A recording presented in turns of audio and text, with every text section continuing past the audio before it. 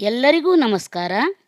ನಾವು ಹಿಂದೆಂದೂ ಕಂಡರಿಯದ ಮುಖಗಳ, ಕೇಳರಿಯದ ಧ್ವನಿಗಳ 35 ಜನ ಸೇರಿ ಎಸ್.ಡಿ.ಎಸ್ ಟೂರಿಸಂ ಅವರು ಆಯೋಜಿಸಿದ ಮಹಾಕುಂಭಮೇಳ ಪ್ರವಾಸದಲ್ಲಿ ಭಾಗಿಯಾದೆವು. ಮೊದಲ ದಿನ ಬೆಂಗಳೂರು ಏರ್ಪೋರ್ಟ್ನಲ್ಲಿ ಬೆಳಗಿನ ಜಾವದ ಏರ್ ಇಂಡಿಯಾ ಎಕ್ಸ್‌ಪ್ರೆಸ್‌ನ ವಿಮಾನದ ಪ್ರಯಾಣವನ್ನು ಬೆಳಗಿನ ಜಾವ 4 ಗಂಟೆಗೆ ಪ್ರಾರಂಭಿಸಿದೆವು. ವಿಮಾನಯಾನದ ಮೊದಲ ಅನುಭವ ಭಯದೊಂದಿಗೆ ನಮ್ಮ ಮನಸ್ಸಿಗೆ ಮುದವನ್ನೂ ನೀಡಿತು. ಬಾನಂಗಳದಲ್ಲಿ ಹಾರ್ತಾ ಹಾರ್ತಾ ಮನದಲ್ಲೇ ರೈಟ್ ಸಹೋದರರಿಗೆ ವಂದನೆಗಳನ್ನು ಸಲ್ಲಿಸ್ತಾ ಇರಬೇಕಾದ್ರೆ ವಿಮಾನ ದೆಹಲಿಯ ಇಂದಿರಾ ಗಾಂಧಿ ನಿಲ್ದಾಣದಲ್ಲಿ ಲ್ಯಾಂಡಿಂಗ್ ಆದಾಗ ಬೆಳಗಿನ 6:30 ಲಗೇಜ್ ಬ್ಯಾಗೆಲ್ಲ ಕಲೆಕ್ಟ್ ಮಾಡಿ ಪ್ರಾತಃವಿಧಿಗಳನ್ನು ತೀರಿಸಿ ನಿಲ್ದಾಣದಿಂದ ಹೊರಬಂದಾಗ ಸರಿಸುಮಾರು 8 ಗಂಟೆ.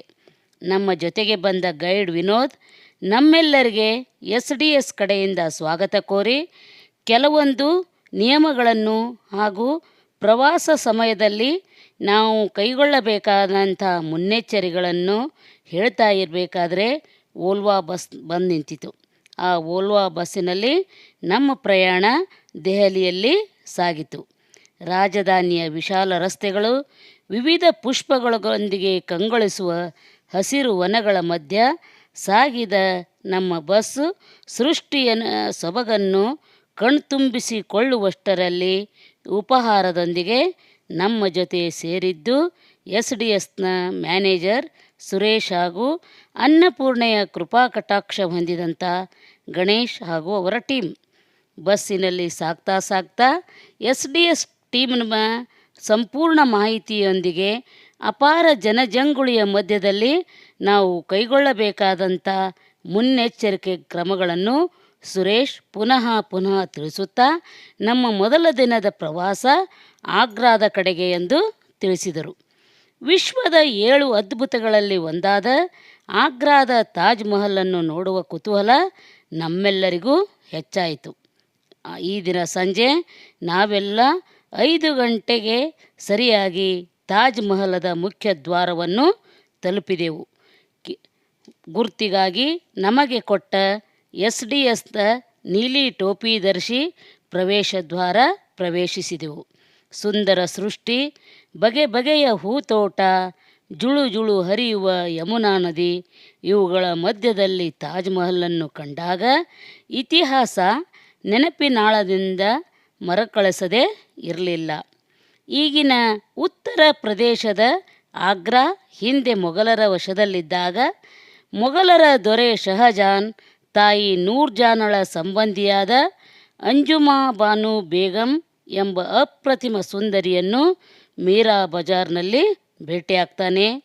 ಅವಳ ಸೌಂದರ್ಯಕ್ಕೆ ಮಾರು ಹೋದಂಥ ಶಹಜಾನ್ ತಂದೆ ಜಹಾಂಗೀರ್ ಹಾಗೂ ತಾಯಿ ನೂರ್ಜಾನಳ ಒಪ್ಪಿಗೆ ಪಡೆದು ಅವಳನ್ನು ಮಮ್ತಾಜ್ ಬೇಗಂ ಎಂಬ ಹೆಸರಿನಿಂದ ಮದುವೆ ಆಗ್ತಾನೆ. ಅವಳೊಂದಿಗೆ ಸುಂದರ ದಿನಗಳನ್ನು ಕಳಿತಾ ದಿನಗಳು ಸಾಗಿದಾಗ ಅವಳಿಗೆ ಬುರ್ಹಾನ್ಪುರದಲ್ಲಿ ಗೊಹರ್ ಆರಾ ಎಂಬ 14ನೇ ಮಗಳಿಗೆ ಜನ್ಮ ನೀಡಿದಂಥ ಮಮತಾಜ್ ತುಂಬ ಅಶಕ್ತತೆಯಿಂದ ಬಳಲ್ತಾ ಇರಬೇಕಾದ್ರೆ ತನಗೆ ವಿಶೇಷ ಸಮಾಧಿ ಕಟ್ಟುವಂತೆ ಭಾಷೆಯನ್ನು ಪಡೆದು 1631 ಜೂನ್ 17ರಂದು ಶಹಜಾನನ ತೊಡೆಯ ಮೇಲೆ ಕೊನೆಯುಸಿರೆಳಿತಾಳೆ. ಮುಂದೆ 12 ವರ್ಷಗಳ ನಂತರ ದೊರೆ ಶಹಜಾನ್ ರಾಜಸ್ಥಾನದ ಮಾಕಾ ಎಂಬಲ್ಲಿಂದ ಬಿಳಿ ಸಂಗಮವರಿ ಕಲ್ಲನ್ನು ತರಿಸಿ ಮುಖ್ಯ ಶಿಲ್ಪಿ ಉಸ್ತಾದ್ ಇಸ್ರಾ ಹಾಗೂ ಅನೇಕ ಶಿಲ್ಪಿಗಳೊಂದಿಗೆ ಸೇರಿಸಿ ಸರಿಸುಮಾರು 3 ಕೋಟಿ ರೂಪಾಯಿ ವ್ಯಯ ಮಾಡಿ ಈ ಸ್ಮಾರಕವನ್ನು ನಿರ್ಮಿಸ್ತಾರೆ. 1983ರಲ್ಲಿ ಯುನೆಸ್ಕೋ ಇದು ವಿಶ್ವ ಪರಂಪರೆ ಪಟ್ಟಿಗೆ ಸೇರಿತು ಅಂತ ಹೇಳ್ತದೆ.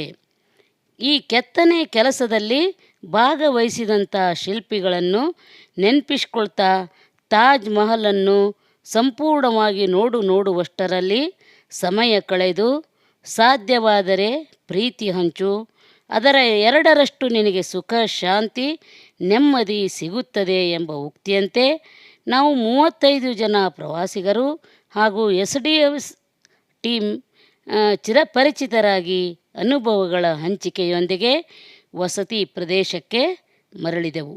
ಈ ಒಂದು ದಿನದ ಪ್ರವಾಸದ ಅನುಭವ ನಮ್ಮೆಲ್ಲರ ಮನಸ್ಸಿನಾಳಕ್ಕೆ ಇಳಿಯುವ ಅವಕಾಶ ಕಲ್ಪಿಸಿದ SDS ಟೂರಿಸಂಗೆ ವಂದನೆ ಸಲ್ಲಿಸ್ತಾ, ನಾಳಿನ ಪ್ರವಾಸ ನವನೀತ ಚೋರನ ಸನ್ನಿಧಿಯಲ್ಲಿ ಅಂತ ಹೇಳ್ತಾ ಎಲ್ಲರಿಗೂ ನನ್ನ ನಮಸ್ಕಾರಗಳು.